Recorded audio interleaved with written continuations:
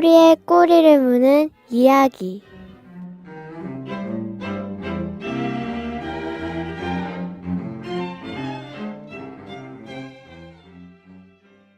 애청자 여러분 평안하십니까? 꼬리에 꼬리를 무는 이야기.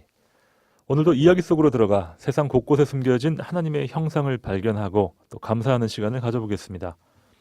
이 시간 저와 함께 하시는 포항공과대학교 엔지니어링대학원의 산학협력교수로 섬기시는 최호진 교수님 나와주셨습니다. 안녕하세요, 교수님. 안녕하세요. 교수님, 오늘 주제는 무엇입니까? 네, 오늘 주제는 바벨탑입니다. 바벨탑. 교수님은 특별히 중동 지역에서 한 10년 정도 실제로 사셨잖아요. 그렇습니다. 혹시 바벨탑의 그 흔적이라도 좀 보신 적이 있으세요? 예, 제가 직접 이락은 들어가 보지 못했습니다. 어. 10년 동안 들어가 보지 못했는데 저는 직접 경험은 없는데 간접 경험은 엄청나게 많습니다.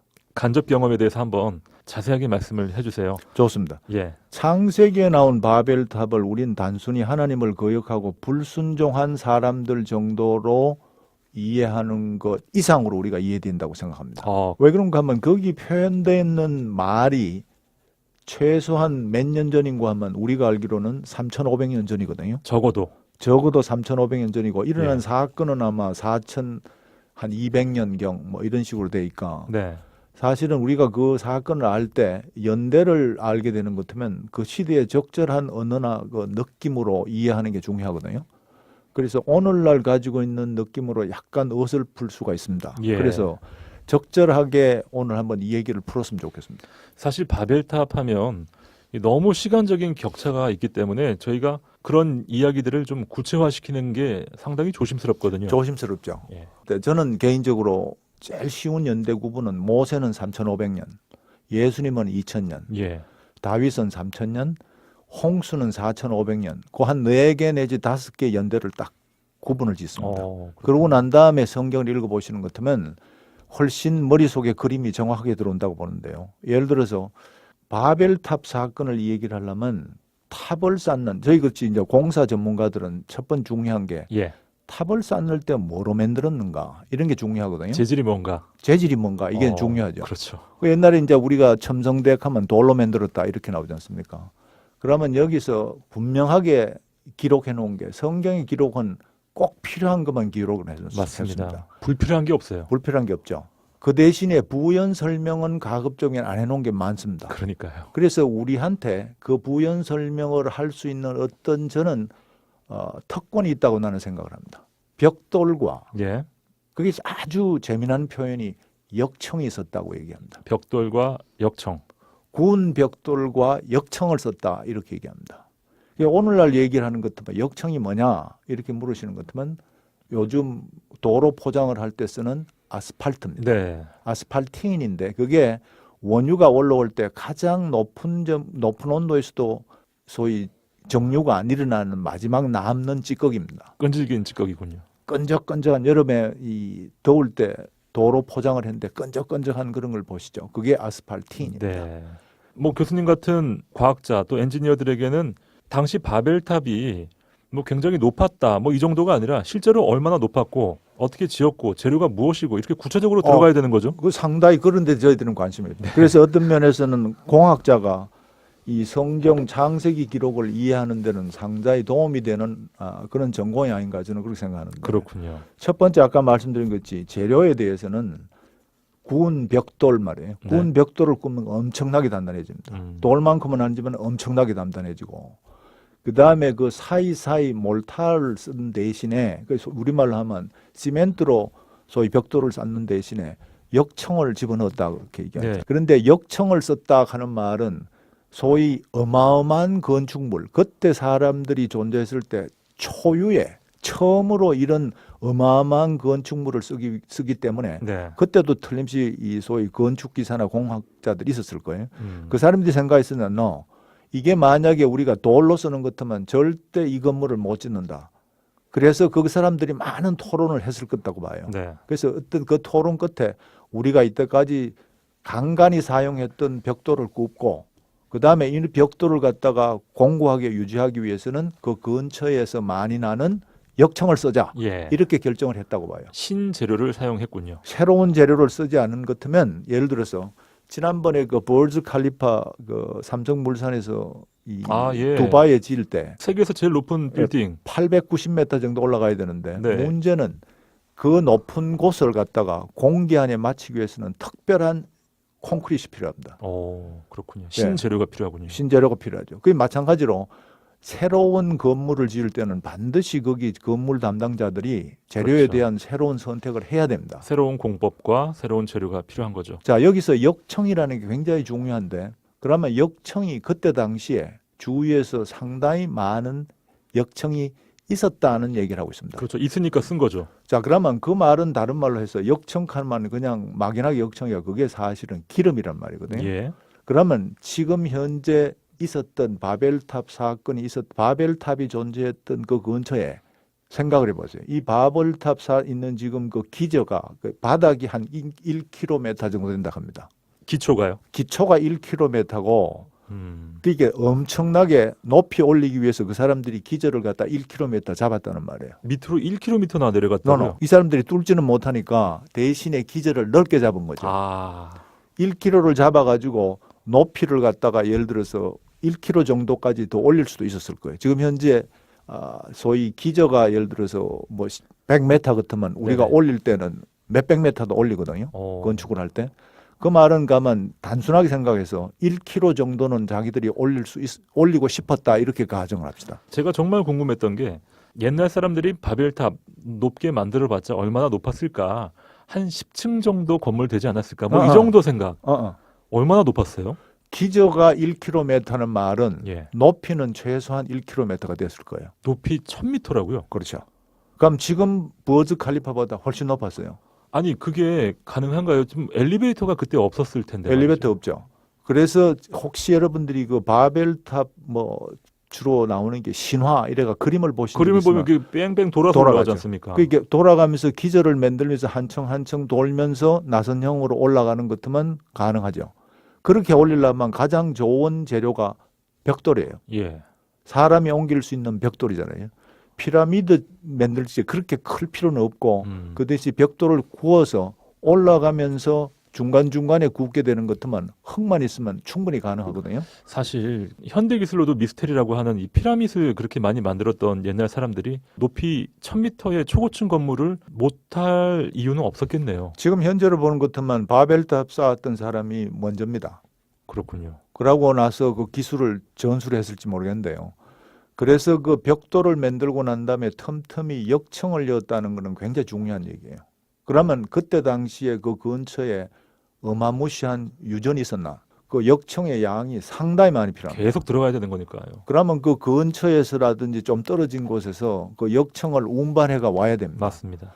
근데 사실은 흥미로운 게요. 이란에 갔던 많은 기술자들 얘기가 그분들이 가서 중동에 도착하니까 중동 지방에 있는 사람들은 원유에서 나오는 그래서 노천광으로 생산되는 원유를 갖다가 그 사람들이 의약품으로 쓰기도 했고 연료로 쓰기도 했다는 그런 얘기를 저는 많이 들었어요. 그 지천에 기름이 널려 있었군요. 널려 있었죠.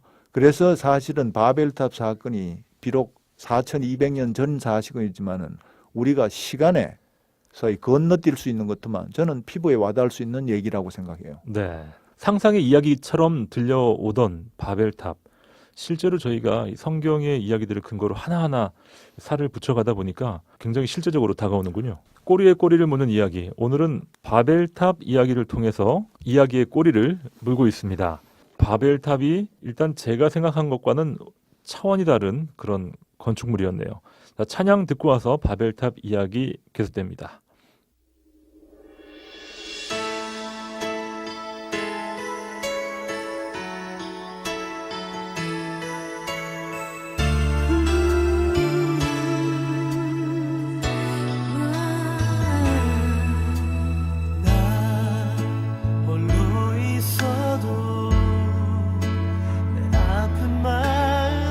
사줄 사람 하나 없어도 살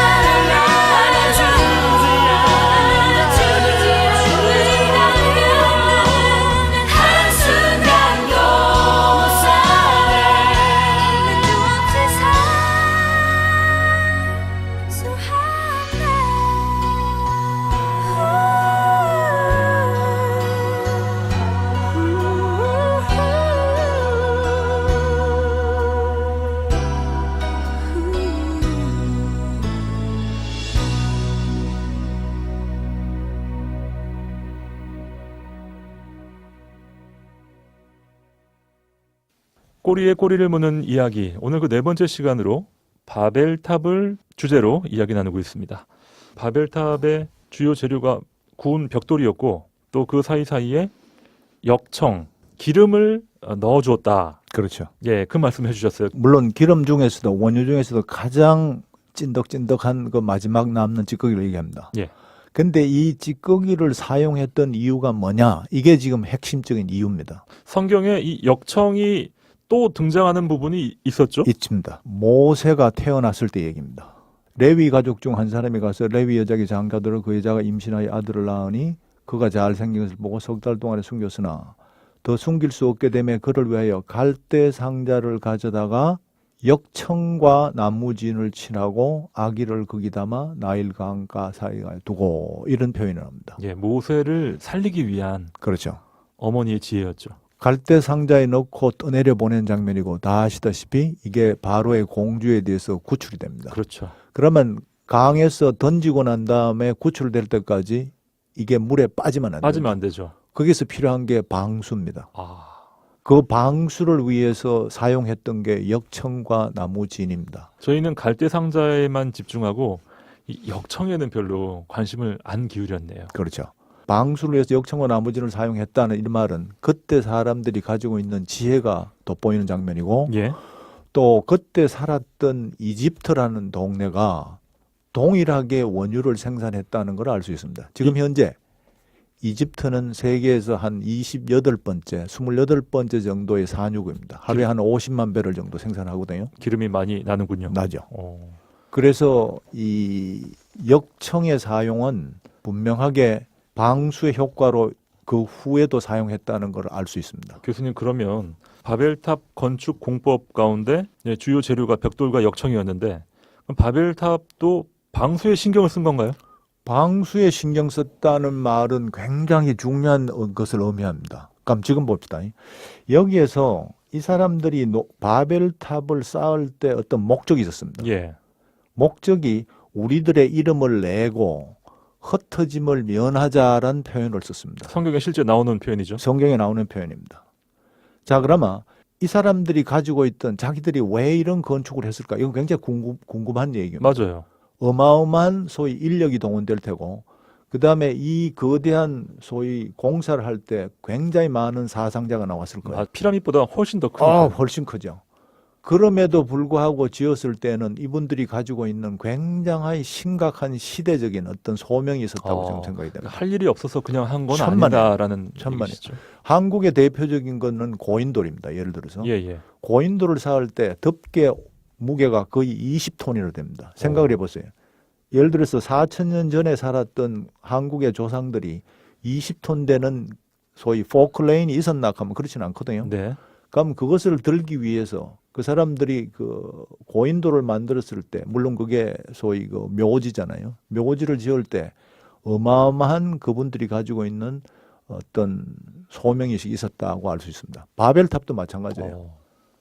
여기 성경 기록은 아주 단순하게 기록을 했습니다. 맞아요. 이분들이 이름을 내고 하늘에 올라가서 흩어짐을 면하자 이런 표현인데 이분들이 그 근본적인 원인은 무엇일까? 이유는 무엇일까? 그거에 대해서 제가 집중해서 묵상을 해본 적이 있습니다. 뭔가 바벨탑을 건축한 절실한 목적이 있었다라는 그렇죠. 것이군요. 네. 그거를 갖다가 이해를 하시려면 지금 홍수가 일어나고 난 다음에 바벨탑 사건이 시간적인 간격이 한 100년에서 200년 사이에 됐다는 것을 갖다가 아시는 것만 굉장히 피부에 와닿을 거예요. 얼마 차이가 없군요. 5대 정도 되거든요. 일반적으로 성경에서는 5제너레이션, 5대 같으면 한 150년 정도 잡습니다. 한 세대가 30년을 잡으면. 노아의 한 5대손 정도에서 일어나는 사건이군요. 5대손 정도 일어났다고 보면 대충 지금 현재 일어나는 모든 고고학적인 거하고 같이 이렇게 조합을 할 수 있습니다. 네. 자, 그럼 여기서 중요한 게 노아 할아버지가 그 홍수가 나고 난 다음에 350년을 더 사셨거든요. 그러면 일반적인 생각에 그분이 그 후손들한테 이 소위 밥상머리 교육이잖아요. 네네. 밥을 먹을 때마다 후손들한테 무슨 얘기를 했겠노? 홍수 얘기하셨겠죠. 홍수 얘기의 주제는 뭔고 하면 죽음이거든요. 생육하고 번창하라 이렇게 하나님의 명령이지만 그 속에는 끊임없는 세대 간의 죽음이 온다. 죽음이 왔다. 그러고 너희들이 생각하던 그 오촌 당숙 아저씨, 내가 120년 동안이나 홍수가 온다고 얘기했을 때 안 믿었던 당숙 할아버지가 아저씨가 그날 홍수 났던 날 그 다음 날 돌아가셨다. 거기서부터 해가지고 모든 친척들의 얘기를 어마무시하게 했을 겁니다. 그렇겠죠. 그게 사실은 노아 할아버지의 주일학교 교제랬다고 생각하면 맞아요. 네.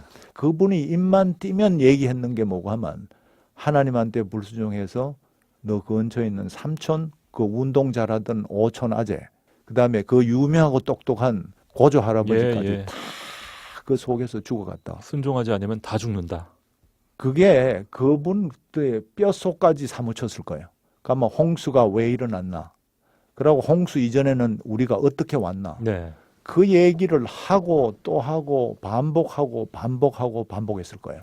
그 인생 가운데 큰 사건이나 사고를 경험하신 분들은 때만 되면 그 얘기를 반복하시니까요. 아니, 지금 텔레비를 틀어보세요. 스포츠 섹션 틀면 2002년 월드컵 4강 했는 게 끊임없이 나오죠. 네. 마찬가지예요. 그러면 여기서 중요한 얘기가 뭐고 하면 성경의 기록이 정확하나 안 하나 이런 문제를 많이 얘기를 하는데요. 안 믿는 사람도 그렇고 믿는 사람도 그런데 저는 봐서 엄청 정확하다고 생각합니다. 네.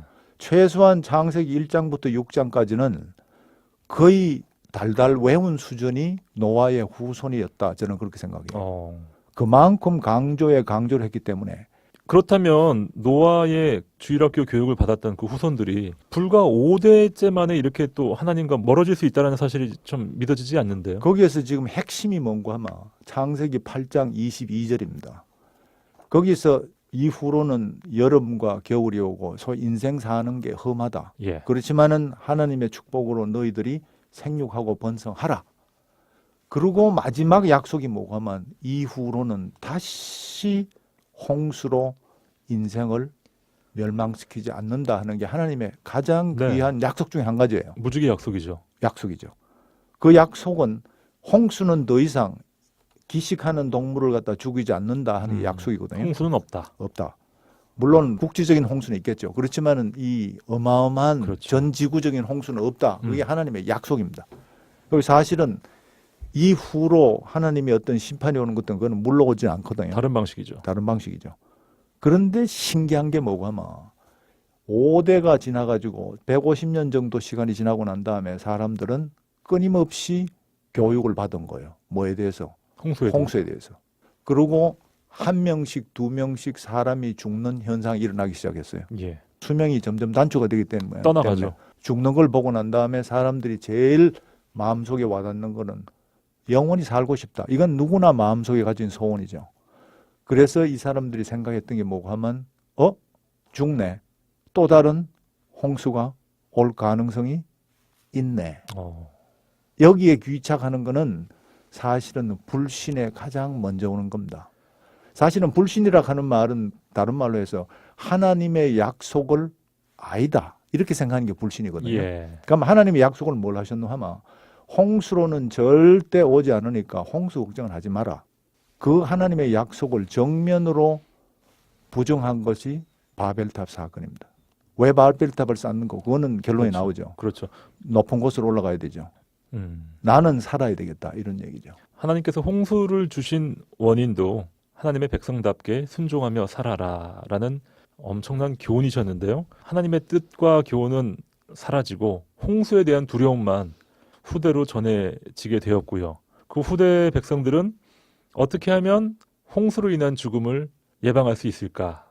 그 목적에서 바벨탑 축조가 시작이 되었군요. 그렇죠. 노아 홍수라는 역사적 사실은 믿었지만 홍수 심판이 반복되지 않는다라는 하나님의 약속은 믿지 않았던 노아의 후손들. 거기서부터 비극이 시작이 됐습니다. 그렇죠. 사실은 오늘 제가 소개드릴 사람은 윌리엄 다르스입니다. 이 사람은 1849년생인데 영국에서 태어나서 부모가 호주로 가서 40세에 많은 재물을 모았어요. 예. 그리고 다시 영국으로 돌아와서 정착을 했습니다. 아마 지금하고는 다르지만은 이 1850년경에 40살이라 하면 나이가 좀 지긋이 됐다고 이렇게 볼 수 있습니다. 19세기 사람이에요? 그렇죠.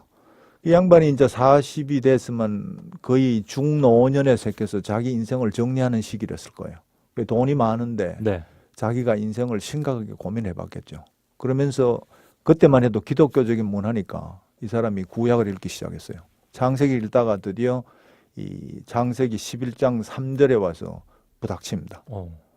오늘 얘기했던 바벨탑 사건에 딱 부닥쳤어요. 예. 근데 이 양반이 왜 이 말에 부닥쳤는가 하면 사실은 1870년부터 여러분들이 아시는 이 블랙 골드 러쉬가 미국에서 시작됐습니다. 유전 탐사군요. 그렇죠. 유전이 1870년부터니까 70년이었는가 그때부터 휘몰아쳤어요. 그거에 가장 돈을 많이 번 사람이 존 D 락펠러고 예. 그 얘기를 이 사람이 마음속에 와서 닿았겠죠. 그러다가 이 창세기를 읽는데 11장에 바벨탑 사건을 딱 보고 보통 사람인 같으면 바벨탑이 뭐 진짜 있었나 없었나 이런 소위 그렇죠. 토의에 빠질 텐데 논쟁에 빠질 텐데 이분은 그렇지 않았어요. 그 차원을 뛰어넘었군요. 원유가 나오네? 여기 마음이 딱 꽂힌 겁니다. 네. 그래서 자기 모든 재산을 갖다가 투자를 합니다. 그래서 거금을 들여가지고 먼저 이란 북부 지방 그다음에 이락 쪽에 있는 땅을 그때만 해도 국경이 별로 불분명했으니까요. 거기에 있는 거의 대부분의 땅에 소위 채굴권을 삽니다. 그래서 조지 레놀즈라는 엔지니어를 갖다가 고용을 해서 1903년에 자기 재산을 주면서 가서 원유를 채굴하라. 네. 그래서 1903년부터 소위 바벨탑 근처에서부터 시추를 하기 시작합니다. 점점 동쪽으로 가는데 할 때마다 실패를 합니다. 그래서 드디어 1908년에 5년이 흘러가지고 거의 중간에 도산할 지경에 몇 번이 옵니다. 그 시추하는데 돈이 많이 들죠. 어마하게 돈이 많이 들죠. 오늘날도 돈이 많이 들지만 그 옛날에 낙이 타고 그또 낙타 타고 그동안 벌어놓은 돈 다 탕진하고 그다음에 그때 빅토리아 여왕 만나가지고 사정도 하고 그 내용이 여러 가지 많습니다. 사람들은 이제 안 되겠다 포기해라 막 이러고. 옆에서는 아마 제일 먼저 와이프가 포기하라 그랬겠죠. 네. 그런데 소위 신앙을 가진 사람의 특징이 뭐냐 이하면 우리가 죄를 지을 수도 있고 죄도 짓고 그렇지만은 끈질김이 우리 신앙 가진 사람의 특징이 아닌가 봐요. 그럼요. 믿음이 있으니까요. 그렇죠. 일단 끈질기게 마침내 1904년 마지드 슐레이만이라는 이란하고 이란 접경에 있는 거둑에서 소위 그 유명한 원유가 쏟아져 나옵니다. 5월 26일 날 거대한 원유 기둥이 분출하기 시작했고 1909년 그 다음 해에 앵글로 페르시안 오일 컴퍼니라고 만듭니다. 석유 회사를 만들었군요. 석유 회사를 만듭니다. 그리고 8년 뒤에 그분은 세상을 떠납니다. 그리고 1921년에 그 회사 이름이 오늘도 유명한 브리티시 페트롤리움 바뀝니다. 제가 그 회사에서 13년 동안의 연구원으로 있었습니다. 네, 그렇군요. 그 회사의 창업주. 그렇죠. 그분의 여러 가지 일화에 대한 교육을 좀 받으셨어요, 교수님도? 전혀 받지 않았습니다. 왜요? 이런 소위 신앙적인 얘기는 유럽에서는 금기. 포스트 모더니즘으로 흘러간 얘기입니다. 야, 그게 지금 참 유럽 사회가 그만큼 냉담해진 사회고 지금 한국도 그런 방향으로 가는가 아닌가 하는 건 염려가 되는 시점. 교수님께서 윌리엄 달시를 소개해 주시는 이유가 성경을 열심히 봐서 돈을 벌어라라는 그런 의미는 아니시죠? 그렇게 얘기하면 제가 처음 말씀을 드린 축복과 저주에 대해서 얘기하는 거고 저는 딱 하나가 있습니다. 하나님이 어느 방향으로 끌고 가든 의문은 생기고 마음속에 불편함은 있을 거예요. 그렇지만은 그것을 극복하는 그 끈질김 저는 그런 거에 믿음의 핵심이 아닌가 그렇게 정확히 생각합니다. 그렇습니다. 사실은 지금 유전공학에 그 석유가 나오는 그 암반에 유닛으로 쓰입니다. 다시라는 게 밀리 다시 구멍이 얼마나 큰고 적고 이런 걸 쓰이는 거니까 굉장히 우리하고 밀접한 그런 것도 역사가 됩니다. 됐어요. 그렇죠. 네. 역사가 됐습니다. 사실 오늘 저희가 함께 나누었던 이 바벨탑 이야기 또 성경 구약 이야기 여러 가지 관점과 해석의 차이가 존재할 수 있습니다. 사실 성경이 과학적인 증거를 제공하는 책은 아니잖아요, 교수님. 절대 아닙니다. 예수님이 이렇게 말씀하셨어요. 사실은 나는 사람의 증거가 필요 없다. 이 굉장히 중요한 하나님의 선언입니다.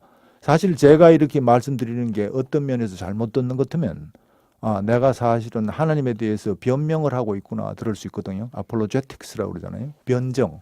근데 사실은 그게 하나님은 필요가 없어요. 하나님은 변증이 필요 없으신 분이다. 그런데 예수님이 거기에서 뭐라고 말씀드리니까 내가 이런 변정을 하는 이유는 너희들로 하여금 믿게 하기 위함이라 이렇게 얘기하시거든요. 요한복음 5장에 나올 거예요. 그래서 사실은 제가 오늘도 한 30분 변명을 한 셈인데 정말 이 하나님의 어떤 흔적을 성경에서 발견할 수 있다는 것은 신자로서는 어마어마한 특권이라고 생각합니다. 그렇습니다. 성경을 오늘 우리 삶의 자리에서 바르게 해석하고 또 적용할 수 있는 사람이 되길 소망합니다. 꼬리에 꼬리를 무는 이야기, 포항공과대학교 엔지니어링 대학원의 산학협력교수 최호진 교수님과 함께했습니다. 교수님 감사합니다. 감사합니다. 저는 김영보였습니다. 다음 주 이 시간에 다시 뵙죠.